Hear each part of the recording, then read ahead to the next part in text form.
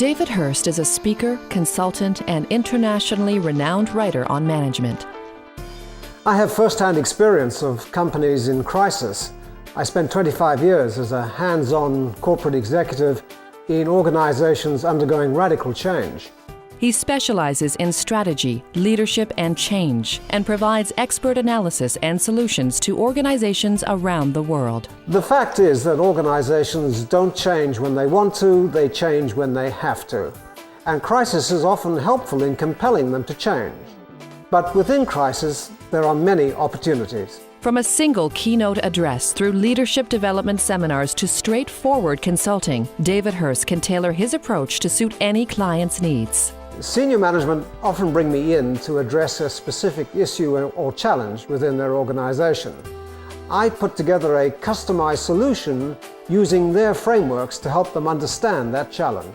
An internationally renowned writer with books published in several languages, David Hurst is also a management academic who has taught at some of the leading business schools and written articles for both academic journals and popular business publications, including the Harvard Business Review and Financial Times. I develop a detailed history of the organization.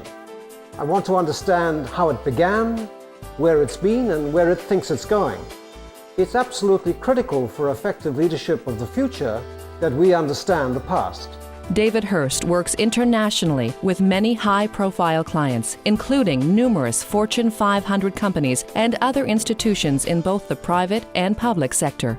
I use a unique blend of theory and practice, of doing and teaching. I found this a very powerful and effective combination. I learned fairly soon in my business career that organizations don't change when they want to, they change when they have to. And it wasn't just me and the organizations I was with. As I looked around me, I looked at companies, I looked at public sector organizations, and in every case, meaningful change only seemed to take place in times of crisis. And when I looked around to see if there were any other examples of this, I found them in nature. So today we're going to be looking at some natural systems, some natural ecologies, and we're going to be drawing the parallels between them and business organizations. I'm going to be looking at organizations as natural systems, which of course they are. What I found was that nature only changes in times of crisis. In fact, nature uses crisis to change herself. Every ecology uses something, whether it's fire or insects or disease or hurricanes, cyclones, whatever, uses crisis to change. And so we're going to be taking a closer look at that this afternoon.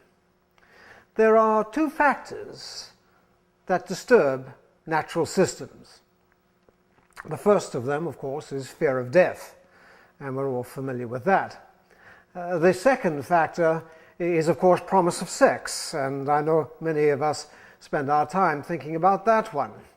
If they're large corporate elephants, of course, there is golf, which can also disturb them.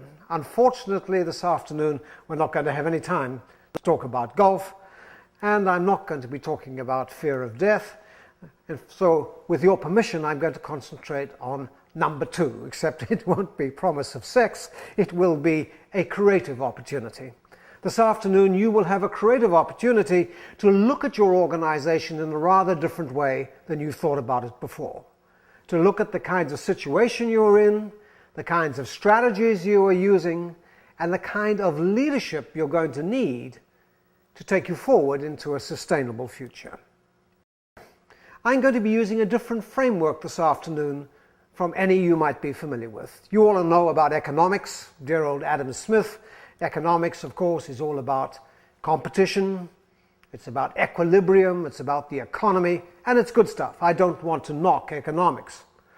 But this afternoon I'm going to be looking at the world through the lens of ecologics, the science of large systems, you might say. It deals with reciprocity. I give something to you and you give something to me. This is the glue that holds organizations together. The informal exchanges of favors. Without that, no organization could function effectively. We're going to be talking about cooperation as well as competition, because firms do compete with each other, of course, but they also cooperate in many different ways. We're going to be talking about evolution, development, progression, as well as equilibrium. And we're going to be talking about community as well as economy. I'm going to suggest that community is the soil in which entrepreneurship grows.